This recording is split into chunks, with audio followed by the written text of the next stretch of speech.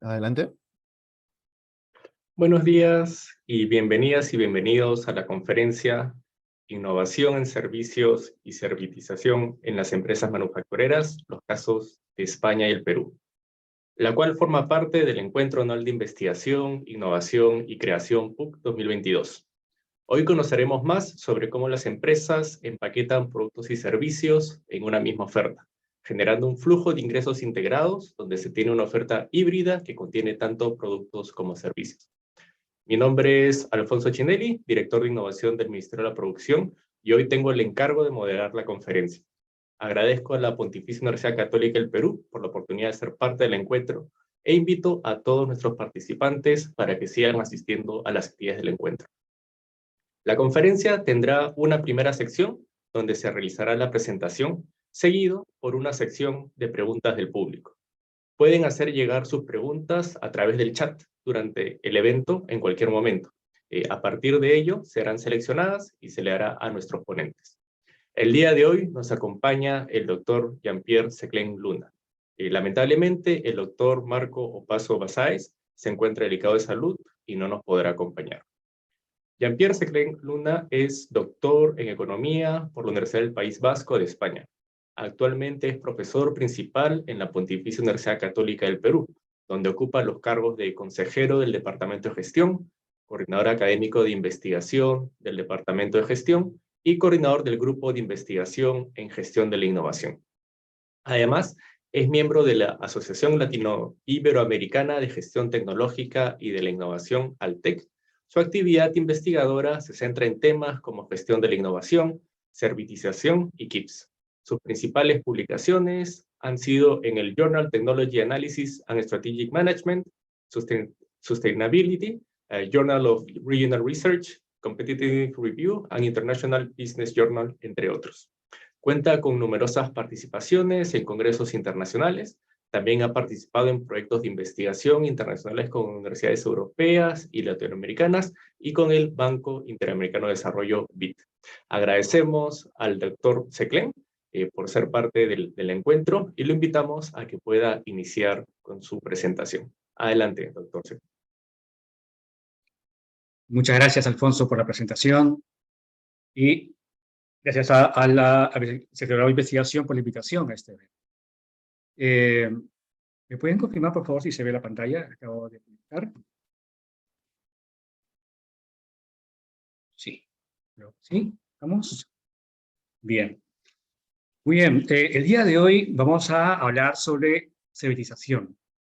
Aquí realmente la pregunta que marca este título es un poco suspicaz porque realmente la pregunta es muy clara, ¿no? ¿Realmente se hace servitización en el Perú? ¿Qué es la servitización? Justamente intentaré desvelar esta pregunta avanzando con una explicación de un modo un poco más abstracto hasta llegar a algo mucho más concreto. ¿Sí? Espero que el día de hoy les pueda dar, digamos, incentivos para que ustedes, si están interesados en esta temática, puedan seguir avanzando y conociendo más acerca de este tema. Por otro lado, quiero también llegar a cumplir todas vuestras expectativas de esta charla del día de hoy. Bien, pues bueno, la pregunta principal ahora es, antes que nada, ¿pero por qué tenemos que innovar? ¿No? Ese es el punto de partida porque al final, como vamos a ver más adelante, la servitización es una estrategia más de la innovación.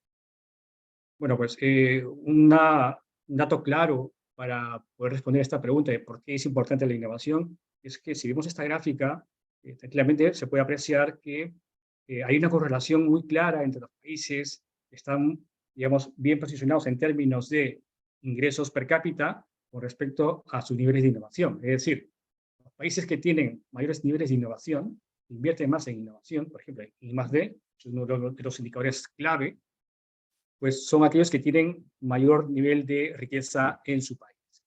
Riqueza en términos de paridad de poder adquisitivo. Y por supuesto luego en desarrollo. Entonces, esta evidencia empírica a nivel mundial pues, alienta a que realmente aquellos países que apuestan por la innovación, países y las empresas que se encuentran en los países que apuestan por la innovación, son los que realmente tienen mayores oportunidades de seguir creciendo, seguir teniendo, digamos, una mejor calidad de vida de los ciudadanos,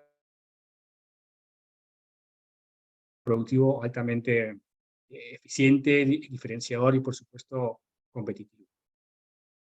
Bueno, entonces, sobre la base de esta primera gráfica, para responder a esta pregunta, también, si me sitúo únicamente en lo que es ese indicador, uno de los indicadores clave, lo que es I+D, por ejemplo, vemos aquí en esta tabla, que realmente, cuando se habla de I+D, muchas veces no queda claro realmente a qué se refiere, ¿no? Si es solamente investigación básica, aplicada o experimental.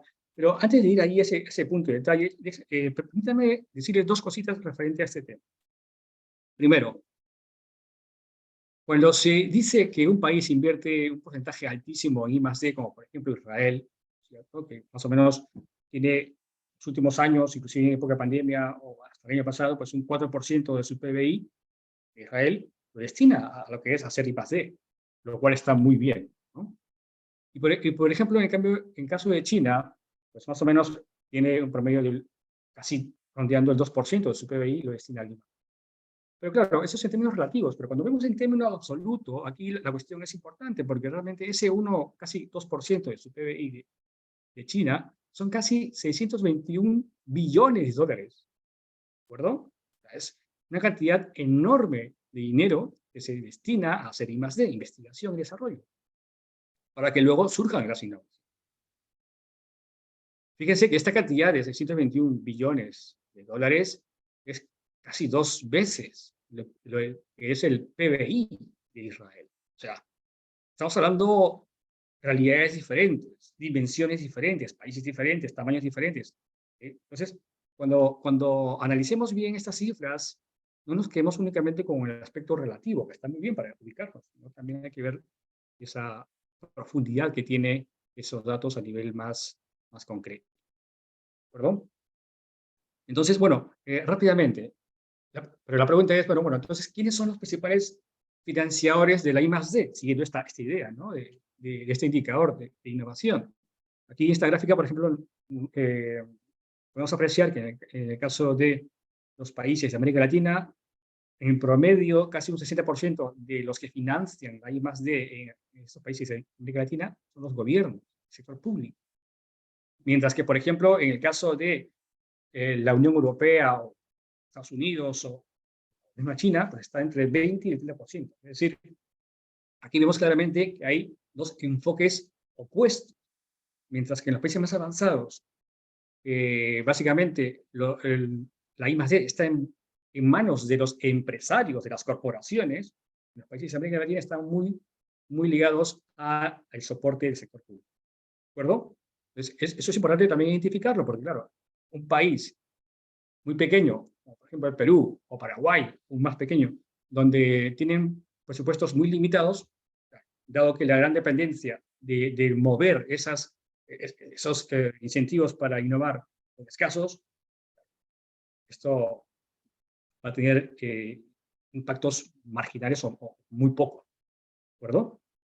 Entonces, aquí en esta gráfica de la derecha vemos, por ejemplo, lo que decía, en la parte contraria, ¿no? Aquí, en los países inclusive China, y los más avanzados de Estados Unidos y de la Unión Europea en general, las empresas, el total de lo que se financia en I+D, pues, proviene del ámbito de la empresa misma. Entonces, ellos apuestan por hacer realmente investigación y además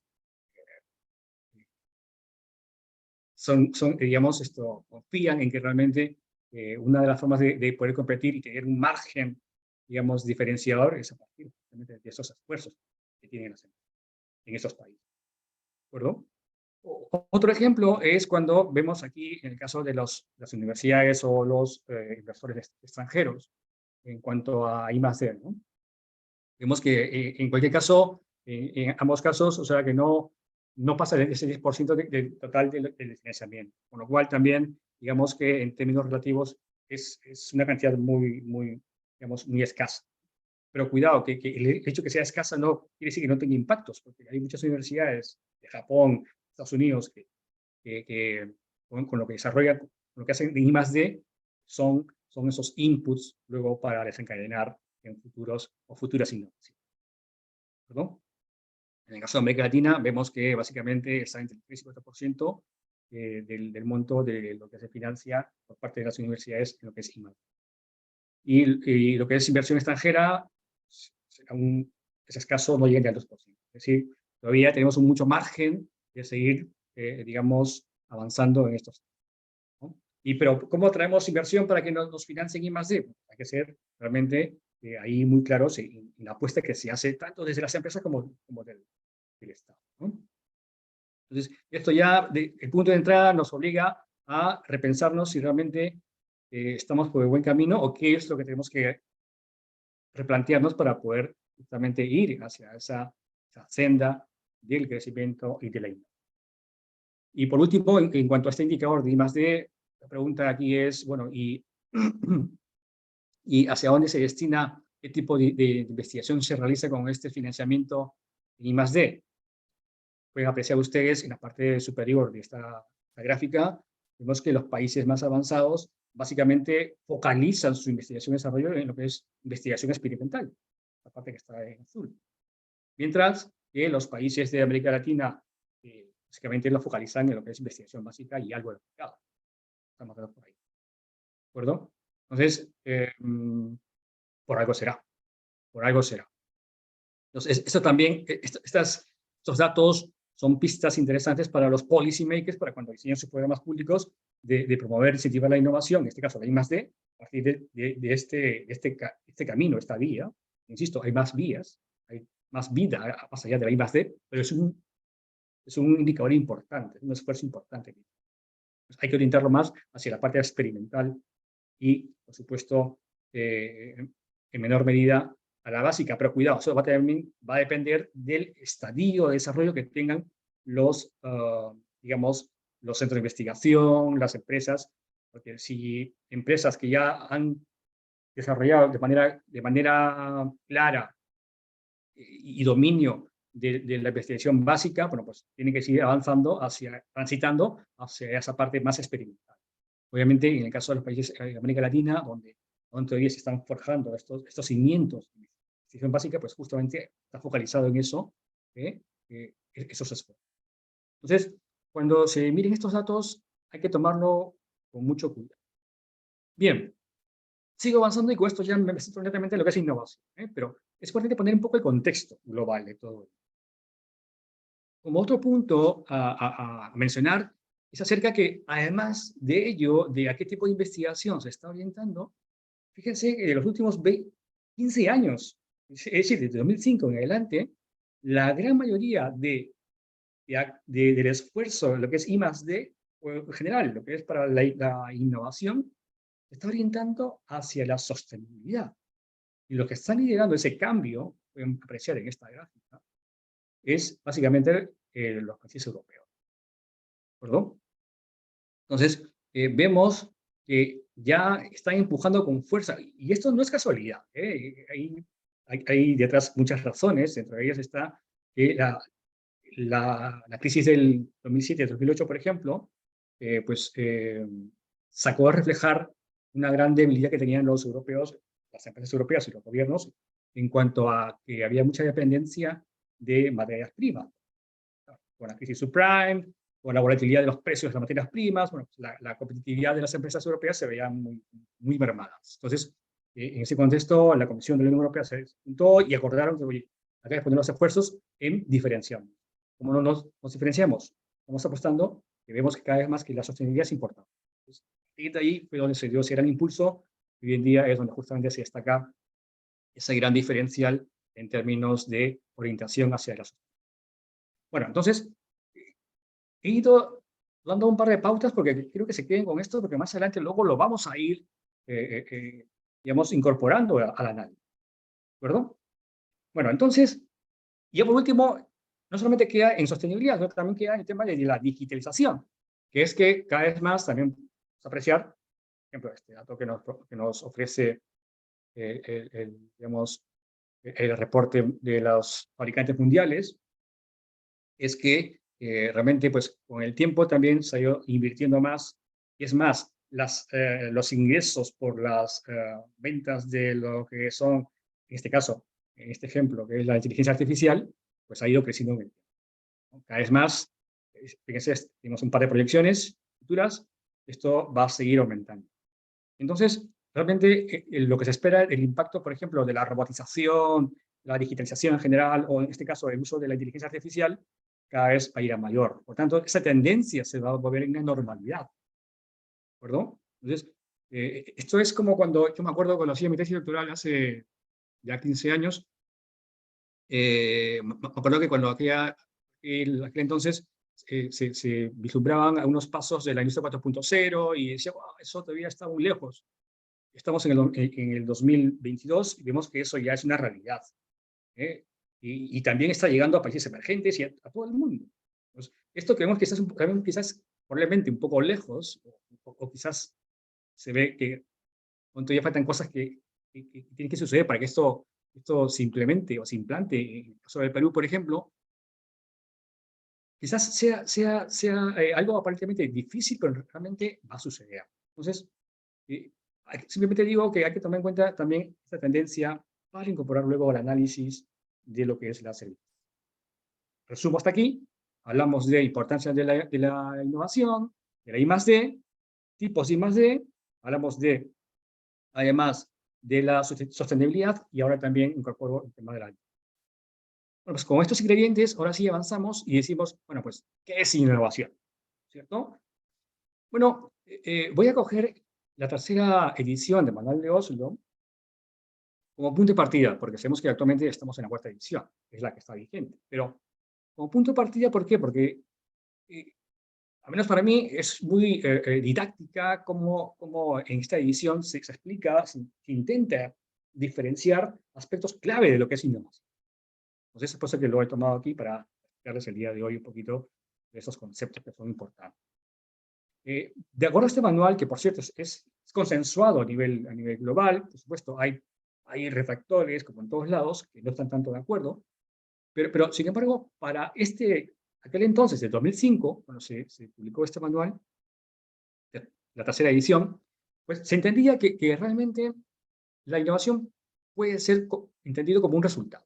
Es decir, la innovación puede ser entendido como un outcome, un producto, un proceso, puede ser un cambio organizacional o en todo caso incorporaciones de prácticas de marketing. ¿Okay? Eso es lo que se entiende de acuerdo con este manual. Pero aquí la pregunta es, bueno, si eso es así, pues habrá que intentar desgajar algo más respecto a esto, ¿cierto?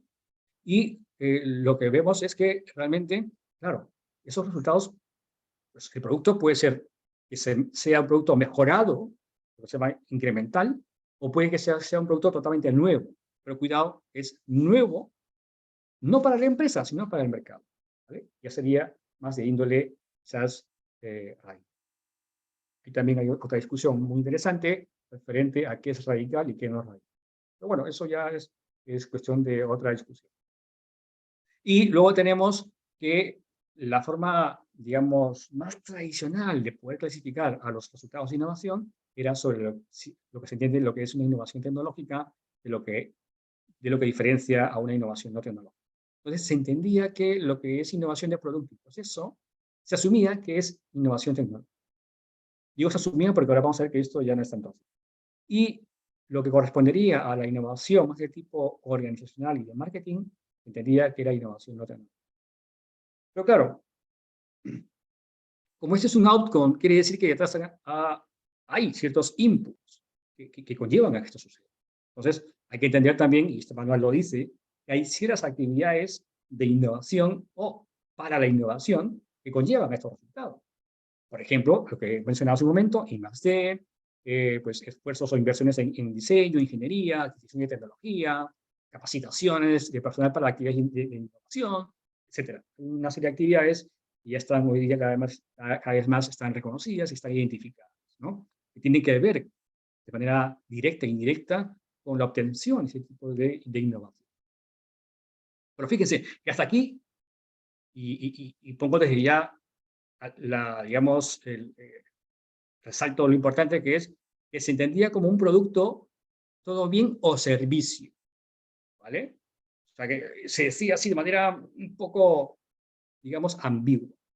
Y ya más o menos veo que si ya se están ustedes dando cuenta, sé dónde quiero ir, ¿no es cierto? Porque recordamos que estamos hablando de la servitización, los servicios en las manufacturas.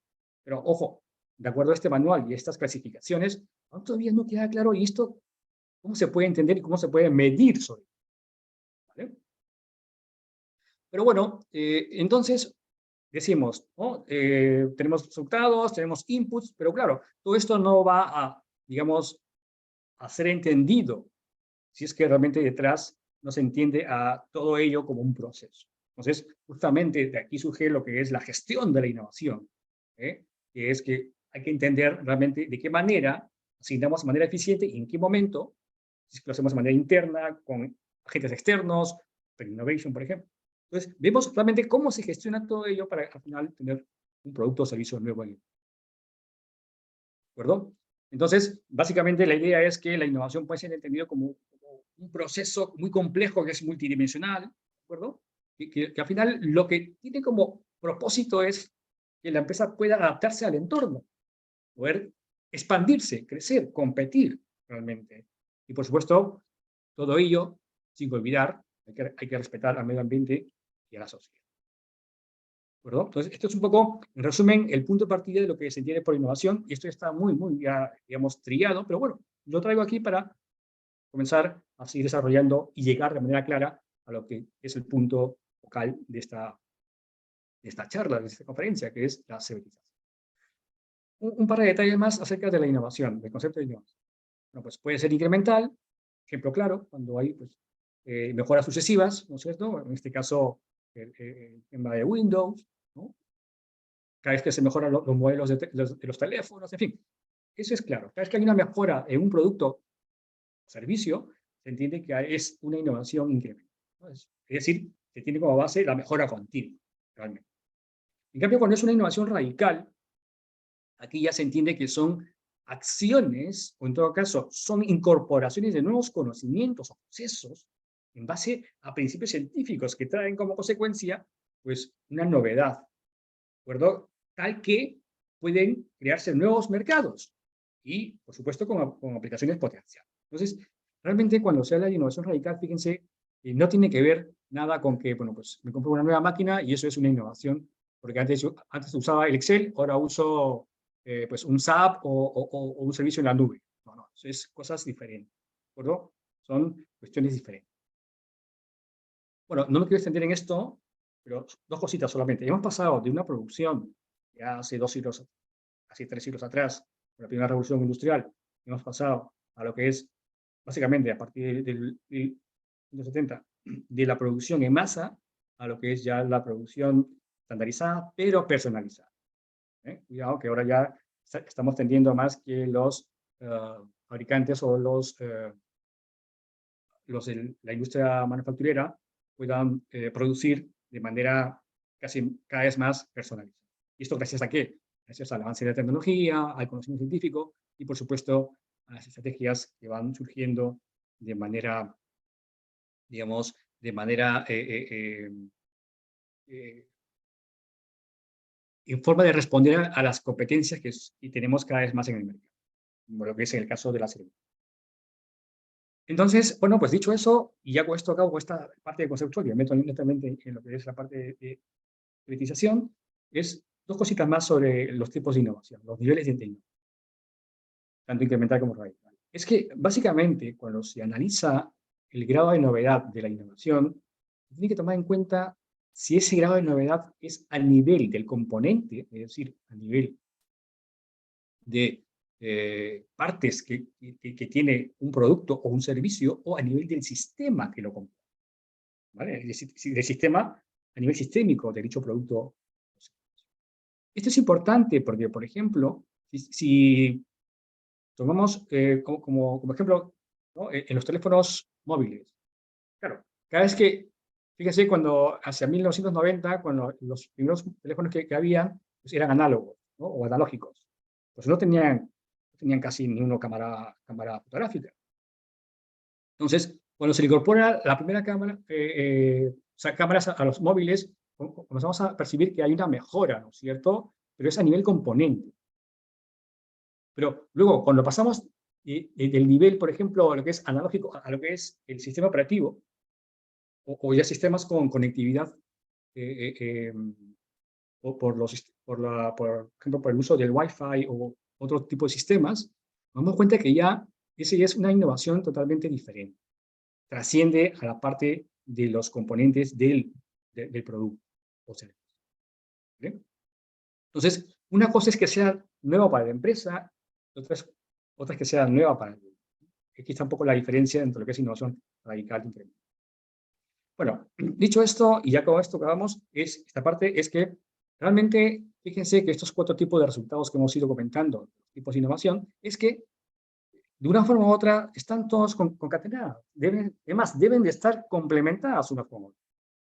Básicamente, el propósito de la innovación de producto es intentar posicionar a la empresa a través de la imagen de marca del producto. Básicamente ese es su propósito. El de la innovación de proceso es reducir los costos unitarios de la producción y además de la distribución. Cuando hablamos, ojo, innovación organizacional, es importante aquí mencionar lo siguiente. Y esto trasciende a lo que es cambios en la estructura de la empresa, que estamos bien. Cuando una empresa cambia un modelo de negocio, pues ese cambio puede ser parcial o puede ser total, ¿cierto? Por ejemplo, con la pandemia hemos visto muchos casos de eso. Hemos visto, por ejemplo, que en este caso, ¿no? Esta figura aquí, vemos estas fotos, SEAT, la marca de coches SEAT, ¿no es cierto? Pues en la época de pandemia lo que hice es parar un par de plantas que tenían en Barcelona y convertir digamos, las actividades de producción, de ensamblaje de automóviles a producir máquinas de respiración para el tema de COVID, por ejemplo. ¿Mm? Entonces, claro, no es que haya habido un cambio de negocio total, sino un cambio de negocio transitorio para poder, digamos, responder a una necesidad que había en el mundo de aquel entonces, 2020 y 2020. ¿No? En el caso de Perú, por ejemplo, la panadería San Antonio, ¿cierto? Que se dedicaba pues, más de 50 años dedicados al negocio, pues con la pandemia tuvo que cambiar de hacer un giro de negocio, ser básicamente una bodega, mini market. Bueno, entonces, estas cuestiones estructurales pueden ser entendidos como quizás una innovación, pero cuidado que hay que tener mucho cuidado que este tipo de cuestiones no quedan muchas veces no tan claras. ¿Perdón? En cualquier caso, lo que sí es importante es que cuando estos 4 tipos de innovaciones se complementan, pueden que haga que la empresa sea más competitiva si solamente se enfocaría en un solo tipo de innovación o de outcome. Bueno, pues vamos a la última edición del Manual de Oslo, 2018, la 4ª edición, y aquí ya nos dicen que básicamente las empresas, o en todo caso las empresas, tienen 2 tipos de innovación, o 2 outcomes. Aquellas que cambian los productos en las empresas y aquellas que cambian los procesos en las empresas. ¿De acuerdo? Es decir, para esta nueva edición tenemos solamente innovación en productos y en procesos. ¿Esto qué quiere decir? Leo textualmente. La innovación de producto es un bien o servicio, una vez más, nuevo o mejorado, que difiere de los que ya existían previamente. ¿Vale?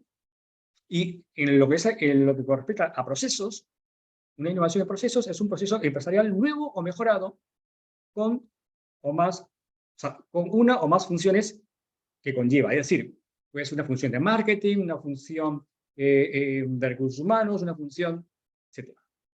¿Vale? Entonces ya incorpora tema organizacional y tema de marketing a lo que son procesos. Entonces, esta es la nueva definición que tiene el Manual de Oslo del 2018. Pero sin embargo, fíjense, siguen diciendo o siguen manteniendo la ambigüedad. ¿Es un bien o servicio? Ya. Pero aquí también nos lleva a preguntarnos, bueno, bajo esa mirada, esa ambigüedad, ¿cómo podemos entender la innovación de servicios en las empresas de manufacturas? Es aquí la cuestión. Por ejemplo, ¿cómo podemos entender qué tipo de innovación es cuando la empresa Dell fabrica, ¿no es cierto?, equipos de informática, pues computadoras, impresoras, etcétera. Cuando ellos, su modelo de negocio ya no está tanto en fabricar esos equipos tangibles, sino hoy en día su modelo de negocio de Dell es básicamente el apoyo técnico.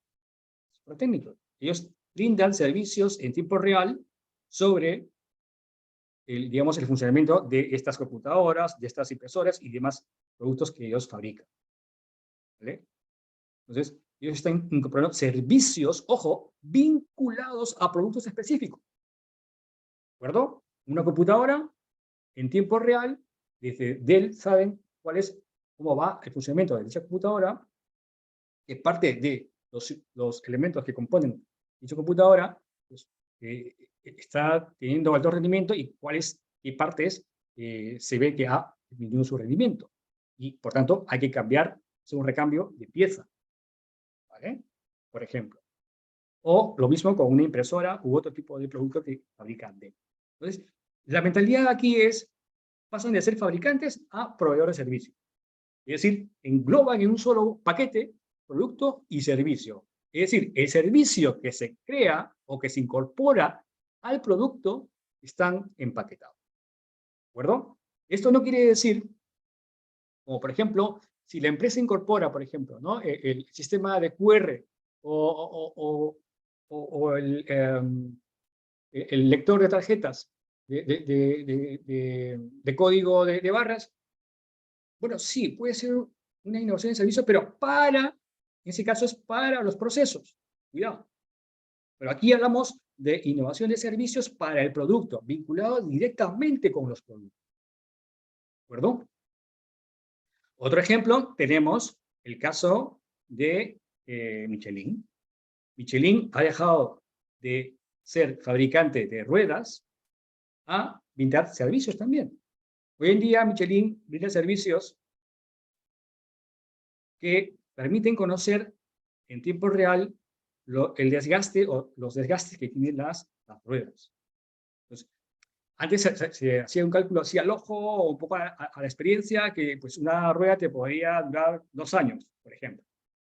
Hoy en día no, hoy en día, semana a semana, día a día, tienen monitorizado, ellos tienen ahí un servicio de track, de evaluación de las ruedas que tiene Michelin, o sea, de los usuarios de Michelin, los clientes. Y también incorporan también, aparte que tiene cada rueda tiene un microchip para que pueda ser pues, monitorizado en tiempo real, también incorporan en dicho servicio, dichos microchips, también información referente a rutas de GPS, pues, estos restaurantes, en fin. Tienen un pack tremendo de servicios que incorporan ellos en su producto. ¿De acuerdo? Solamente por dar esos 2 ejemplos, era un poco para ir aterrizando esta idea de, bueno, ¿cómo incorporamos los servicios en las empresas productoras, en los fabricantes, en las manufacturas? Entonces, estos ejemplos sirven un poco para aclarar más al respecto. Pero la pregunta es, bueno, entonces, ¿cómo medimos esto? En términos de, claro, es que también aquí hay que puntualizar que las manufacturas tienen diversas, digamos, niveles de tecnología o diversas especificidades de acuerdo al rubro al cual ellos pertenecen. Sin embargo, de manera transversal, esta actividad de hacer ese bucle, ese empaquetado, producto y servicio, puede ser sujeto a cualquier tipo de empresa de manufactura.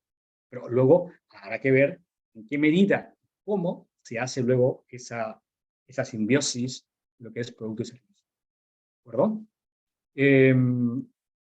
Entonces, ya para ir un poco cerrando esta idea y para ir definiendo lo que es la servitización, realmente aquí vemos que cuando hablamos de servitización se entiende que cada vez más es la integración en los procesos productivos, ¿no es cierto? Es decir, la encapsulación de productos con servicios. Es la integración de los servicios con los productos en los procesos productivos, básicamente. Entonces, este tipo de actividades no es reciente, esto se viene haciendo ya hace más de 30 años. Lo que pasa es que con el impulso de las tecnologías, de la digitalización, ha hecho que esto se acelere, se avance también en este entendimiento de hacia dónde vamos, ¿no? De hecho, realmente la estrategia de servitización está siendo ampliamente estudiada en los países más avanzados, ¿no? En Europa o en Estados Unidos, donde realmente ya hay evidencia empírica que demuestra que las empresas que incorporan estrategias de servitización en sus portafolios de innovación, ¿no es cierto? Es decir, incorporan sistemas, productos, servicios a la vez, le están dando un mayor rendimiento que aquellas que únicamente se centran en el producto, ¿de acuerdo? Y por supuesto, ¿esto qué conlleva? Pues hay que analizar que hay diferentes niveles también de servitización, de niveles tan básicos como por ejemplo, pues hacer un mantenimiento básico de un tipo, de un producto, hasta los que tienen que ver más con sistemas más integrados de plataformas digitales, por ejemplo.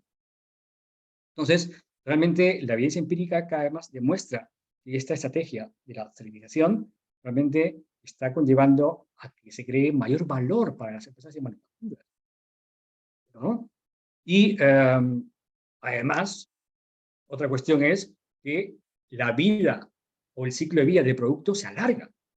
Fíjense, por ejemplo, en esta gráfica vemos que en la línea azul es el típico comportamiento, ¿no es cierto?, la famosa curva S de vida que tiene un producto. Entonces, las empresas que están focalizadas o centradas en el producto, más o menos tienen esta tendencia.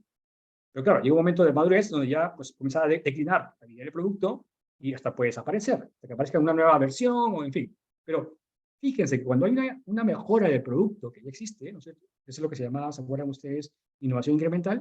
Bueno, pues esta curva que estaba descendiendo, pues hay un ligero crecimiento, pero cuidado que es a corto plazo, en todo caso tiene fecha de caducidad de todas formas, ¿eh?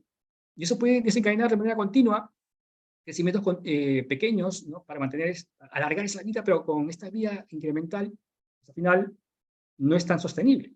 En cambio, cuando se incorporan, fíjense ustedes, esta línea que está aquí en rojo, cuando se incorporan servicios avanzados al producto, realmente se puede desencadenar puede nacer una nueva curva S de desarrollo tecnológico correspondiente a ese producto. Pero cuidado que esto no es fácil.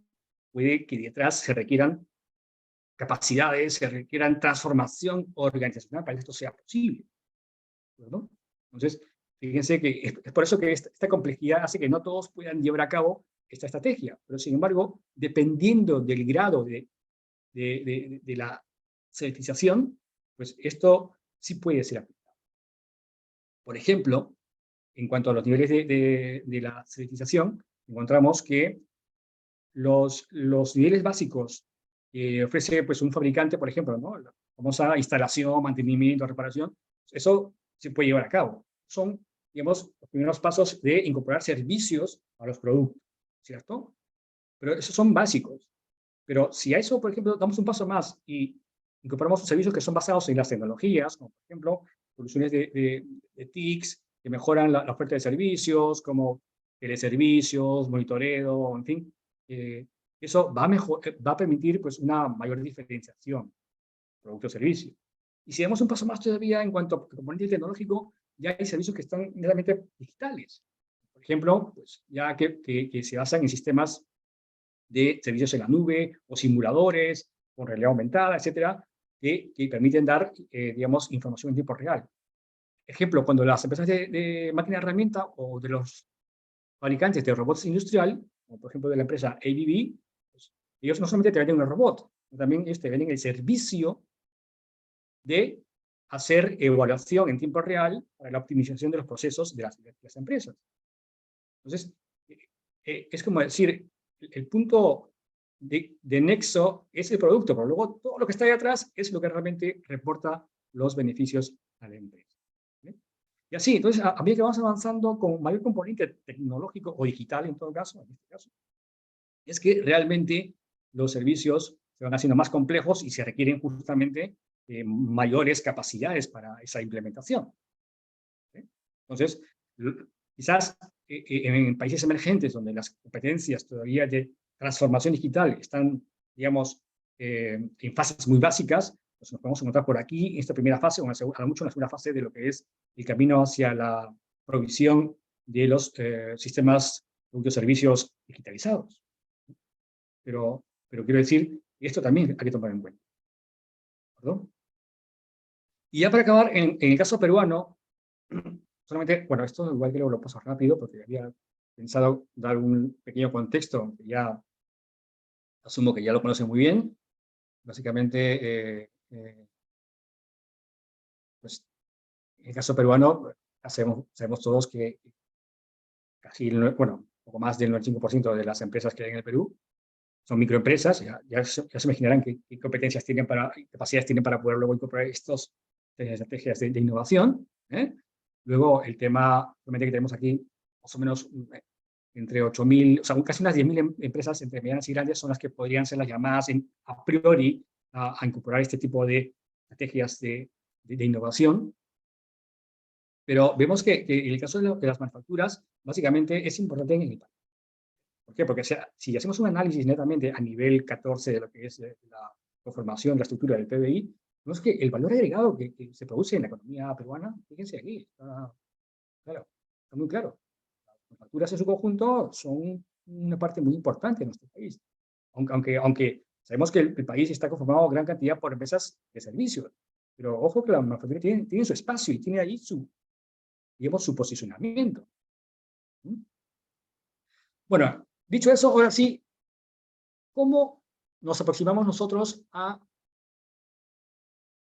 entender si es que realmente la servitización se está dando o en qué medida se está dando en las empresas de manufacturas? Bueno, aquí les presento un estudio que hicimos el año pasado. Es en base a la data de la Encuesta Nacional de Innovación. Entonces, lo que hicimos fue básicamente intentar entender qué factores pueden explicar o qué inversiones en actividades de innovación podrían explicar la generación, la implementación o el desarrollo de nuevos productos o servicios en las empresas de manufacturas. Entonces, aquí un poco este modelo conceptual lo que nos viene a decir es que a mayor nivel de estudios que tienen los trabajadores unido a las inversiones orientadas hacia las actividades de innovación, pues puede conllevar, y claramente está, que hay mayor preponderancia hacia la innovación de productos. Y luego, muy marginalmente, pero existe innovación de servicios. ¿Perdón? Claro está que aquí no podemos asegurar qué niveles de servicios se han incorporado. Y además que ha sido digamos, un empaquetamiento de servicios con producto. Eso no se recoge en la encuesta de innovación. Pero sí, sin embargo, es una primera base, una primera luz que hay al respecto sobre, mira, sí se hace innovación de servicios y además hay una relación entre lo que se invierte en adquisición de, por ejemplo, actividades de I+D, diseño, ingeniería, formación. También con eso puede conllevar a que se generen innovaciones de servicios en las manufacturas del Perú. En menor medida, por supuesto, que las de producto, pero sí se generan. ¿Vale? Entonces, esto fue un poco el resultado de esta investigación. Aquí lo que llama la atención únicamente es que, en cuanto al tamaño de la empresa, claro, aquí tomamos como referencia las ventas y también los trabajadores. Aquí, de manera preponderante, vemos que es por ventas. Las empresas más pequeñas son las que tienen, digamos, mayor proclividad hacia la innovación de servicios frente a las grandes. Esto va un poco contra lo que se ha demostrado con la evidencia empírica de países más avanzados. Pero claro, una posible explicación a esto es lo que se mencionó hace un momento, el tema de los grados de niveles de intensidad tecnológica que tienen los servicios. Probablemente, cuando las empresas incorporan servicios a los procesos, porque claro, aquí no se discrimina si son servicios para los procesos o para los productos. Yo me atrevo a decir que igual están más orientados hacia los procesos estos servicios que hace el producto. Pero bueno, en resumen, esta investigación lo que nos llega a concluir es que nos lleva a la conclusión que sí hay una relación, o sea, sí existe una relación entre las inversiones que hacen las empresas de manufactura en actividades de I+D, por ejemplo, es la que más destaca, con la innovación de productos y la innovación de servicios. Y los niveles de estudios superiores, o en todo caso universitarios, también tienen un efecto sobre estos tipos de outcomes, este tipo de servicios que hacen las empresas de manufactura. Bueno, ese es un estudio que intentamos explicar o aproximar si realmente hay o no una certificación en el Perú, ¿no? Luego también, en otro estudio que hicimos, también el año pasado, fue que, también en base a la encuesta de innovación de las manufacturas del año 2015, es decir, porque data de 2012, 13 y 14, ¿no es cierto? Pues aquí lo que decimos es, bueno, vamos a aproximar a ver si realmente los niveles de estudio, o sea, es decir, el nivel a mayor, o sea, aquí el punto de partida es, a mayor nivel de estudios hay mayor productividad, ¿sí o no? Ese es el punto de partida. Pues claramente aquí vemos que sí, o sea, a mayor, fíjense ustedes, a mayor nivel de estudios, esta significancia estadística aumenta. Tanto, sí.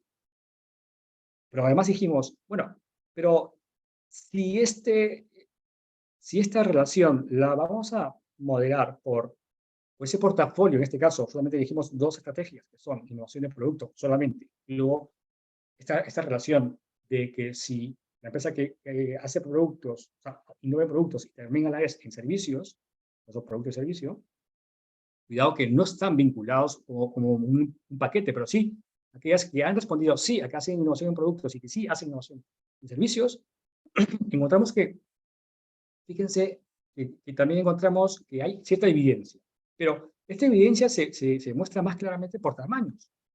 Claramente encontramos que en las empresas más grandes, esta relación de a mayor nivel de estudios, mayor productividad, se cumple. Pero solamente se cumple en términos de producto y servicio cuando son empresas grandes, son pequeñas. ¿Perdón?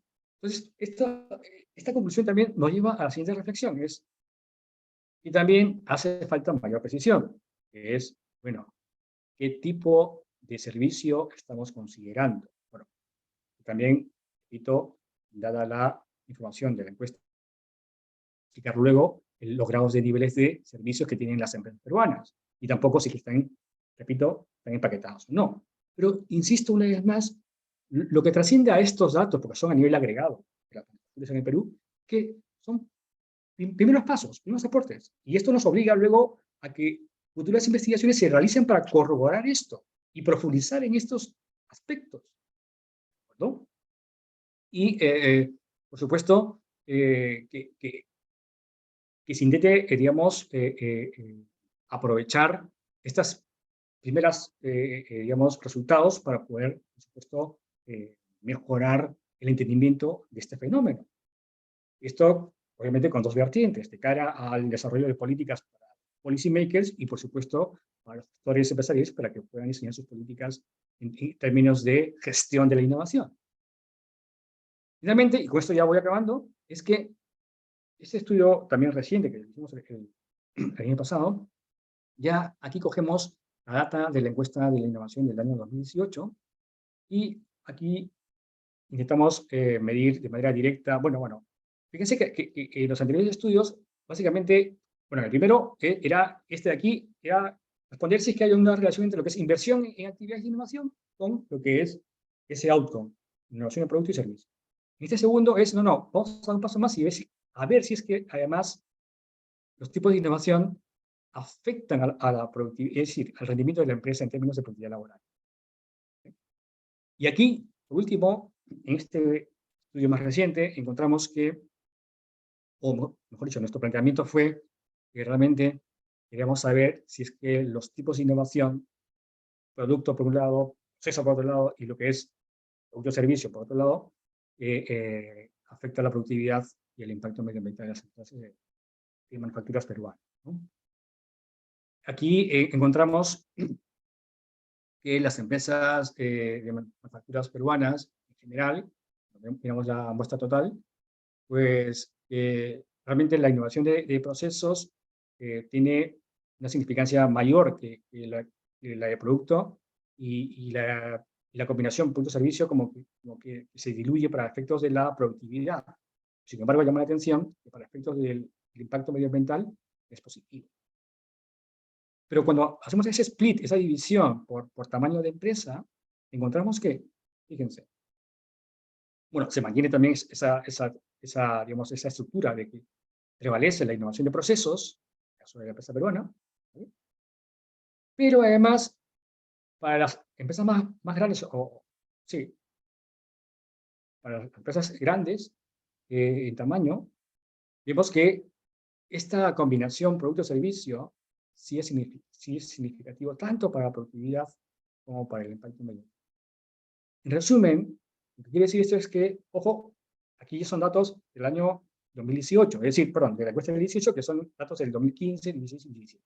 Es decir, son otra muestra de empresas, otro momento de tiempo, ¿vale?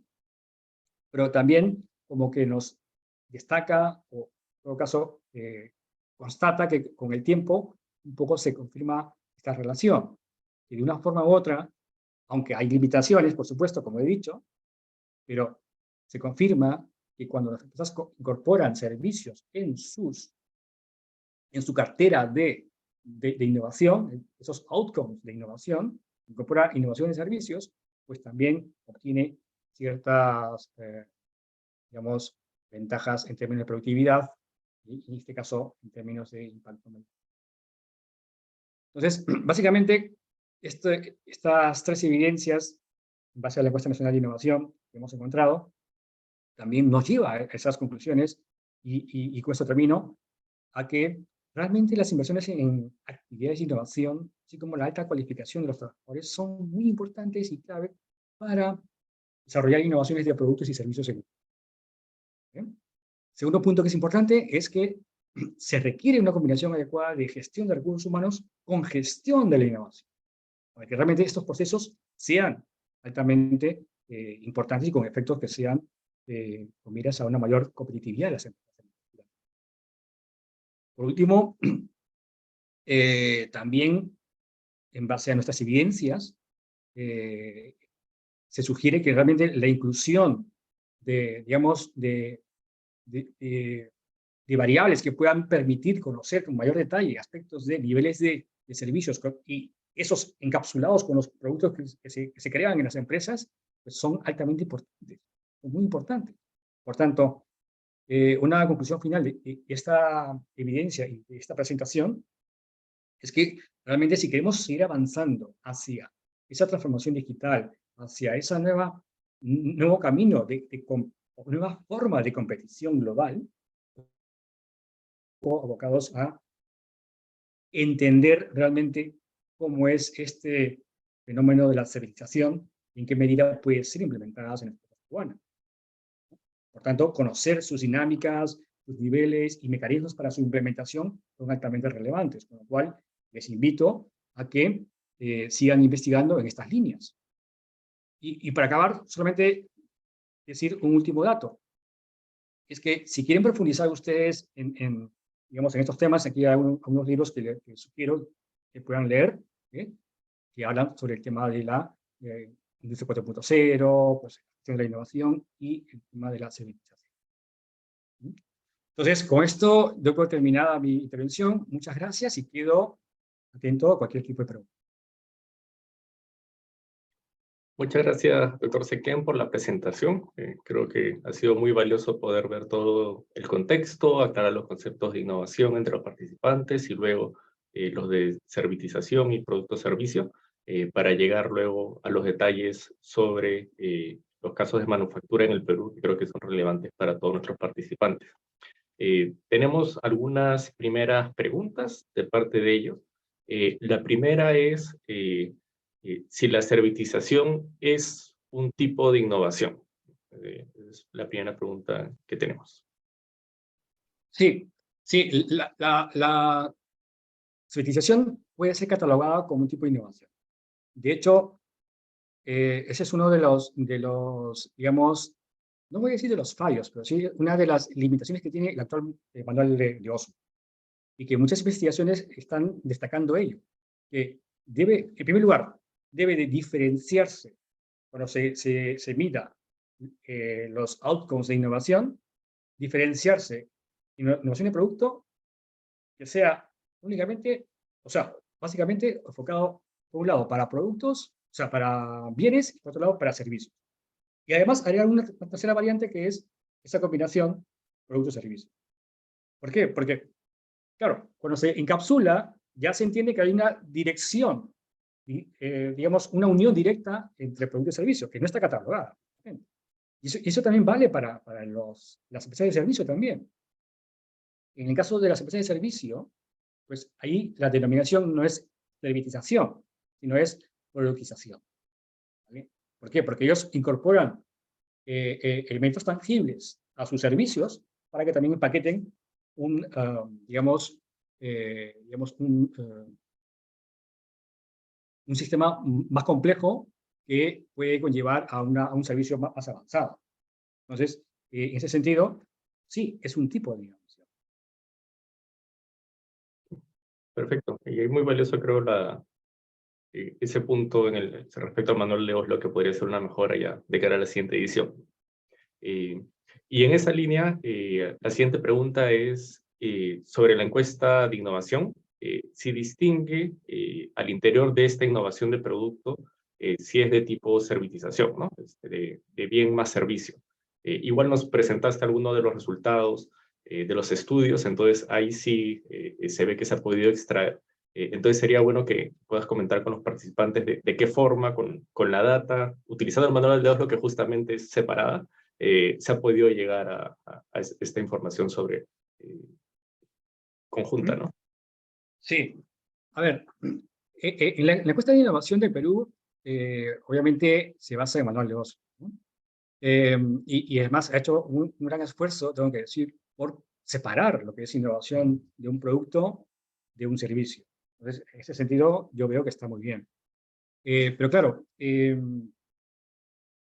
lo que pasa es que cuando se pregunta en la encuesta si ha incorporado un servicio nuevo o mejorado, está focalizado y pone como ejemplo en la encuesta, por ejemplo, ¿no? La incorporación de un sistema de QR para la lectura de un producto nuevo o su provisión. Sí, está bien, es un nuevo servicio, pero es un servicio que se incorpora a la empresa de manufactura, es decir, a sus procesos. No está vinculado directamente a un producto, no está empaquetado con un producto. ¿Me explico? Entonces, justamente, esta es una, digamos, voy a decir, limitación que no nos permite a nosotros luego avanzar y concluir a entender si es que realmente existe ese empaquetado en el caso peruano. Nosotros, de hecho, en las investigaciones eso no lo podemos, digamos, aseverar y reconocemos que tenemos esa limitación.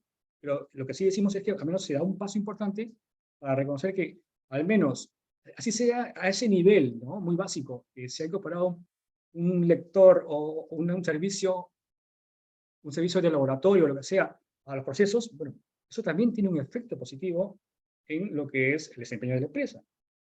¿Verdad? Entonces, de manera parcial, podría decir que esta incorporación de servicios debe ser, digamos, más destilado en términos de su medición. Entonces, yo creo que a la pregunta, y en nuestros casos de investigación, encontramos que cómo medimos, a ver, lo que hacemos es, nos basamos en las preguntas que hay en la encuesta y decimos, cuando se pregunta, ¿usted innova en producto? Y luego, ¿usted innova en servicio? Pues cuando juntamos únicamente aquellas empresas que han innovado en producto y servicio y destacamos, o en todo caso no consideramos a las demás, pues ese grupo específico de empresas que han hecho producto y servicio a la vez, ojo, quiero decir que han hecho innovación de producto y servicio de manera independiente, pero quiero decir, en conjunto, se destaca que sí tienen cierta diferencia, un margen mejor que aquellas que solamente se enfocan en producto únicamente. ¿De acuerdo? Pero claro, aquí insisto una vez más, la forma de medición quizás se puede mejorar, por supuesto, como todo es mejorable, ¿no? Y ya nos podría permitir, en todo caso, entender con mayor claridad este tema de la empaquetación del producto y servicio. De acuerdo. Y en esa línea, justamente, uno de los participantes nos comenta que está realizando un trabajo de investigación con la misma base de datos, y que mencionabas que era relevante conocer el ciclo de vida del producto en el proceso de innovación, ¿no? Y en ese sentido preguntaba si existía alguna forma de obtener ese indicador, ya sea del ciclo de vida del producto, del ciclo de vida organizacional a través de la información que se recoge ahora, o sería algo que se podría incluir, o alguna forma de poder aproximarse a esa información. Sí, muchas gracias por la pregunta, es muy interesante. Nuevamente, fíjense que los avances que se han ido dando en esta temática, en los estudios que se han hecho en países más avanzados, ha ido de la mano más de estudios cualitativos. Fíjense, en vez que sean de estudios cuantitativos por encuestas, han sido más por cualitativos. ¿Por qué? Porque, como bien sabemos, y en todas partes, pues los recursos son limitados. Entonces, cuando se diseñan encuestas, son para poder justamente tener insumos, para poder diseñar pues, políticas y conocer un poco pues, cómo está la situación, el estado de cierto fenómeno, en este caso innovación, ¿no? Entonces, cuando se obtienen encuestas, pues hay un valor intrínseco importante que es ese costo de oportunidad de qué tanto voy a preguntar con lo que cada dato voy a obtener. Y por tanto, bueno, pues las preguntas tienen que ser las adecuadas, en términos de extensión y como en términos de precisión, ¿cierto? Entonces, muchos avances, y con esto vincula a la respuesta de la pregunta, ha venido por el tema de estudios ad hoc, ¿vale? Es decir, estudios que han venido de proyectos específicos hacia un conjunto particular de empresas o hacia 3, 4, 5 casos más potentes para conocer justamente ya de manera más en profundidad cómo son estos procesos que se desarrollan de ciertos productos en X empresas.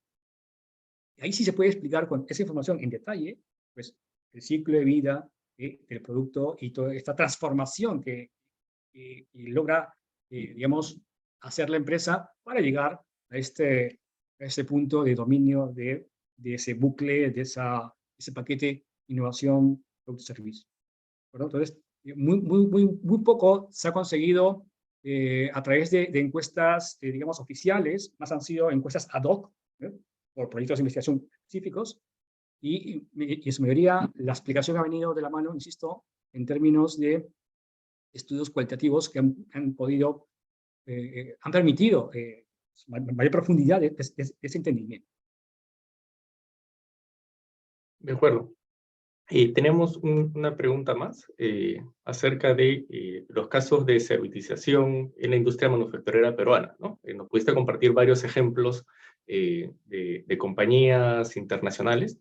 Entonces, la pregunta va si a partir de las investigaciones se puede identificar algunos casos de compañías o empresas peruanas que puedan servir como referencia de casos de servitización de forma que pueda orientar a otros también a conocerlo con mayor claridad. Sí, por supuesto. Yo justamente estoy preparando ahí para ver si es que se arriba un proyecto en ese sentido. Identificar unas 2, 3 empresas peruanas y sobre la base de eso, pues intentar hacer casos en profundidad para poderlo hacer como ejemplo, pues que sí se puede hacer este tipo de innovación, producto o servicio en el Perú, ¿no? Un ejemplo, por no desvelar el resto del proyecto que aún está todavía, digamos, avanzando, es Ferreycorp, ¿vale? Ferreycorp ya no solamente se dedica antes era pues importar maquinarias y luego las distribuía o las comercializaba. Luego fue mejorando, incorporando elementos a los productos y hoy en día ya incorpora servicios. Entonces, ahora estamos interesados en conocer si realmente son a qué nivel, ¿no? Si son servicios básicos de mantenimiento o son servicios más avanzados con incorporación de la digitalización. Entonces, ese es un ejemplo. Entonces, así, yo creo que hay muchas empresas de manufacturas en el Perú que muchas veces ni se les conoce, bueno, he dicho por algún ejemplo, pero hay otras más que igual han incorporado esta estrategia, pero igual no sabían que esto existía, o que esto, en términos que conceptualmente esto existe, ¿no? Y podría motivar a todas aquellas empresas que vienen haciendo esto de una forma quizás directa o indirecta, a que pues, se identifiquen que realmente están por el buen camino, y anime a las demás a que se unan a esa forma de competición y a estas a seguir avanzando.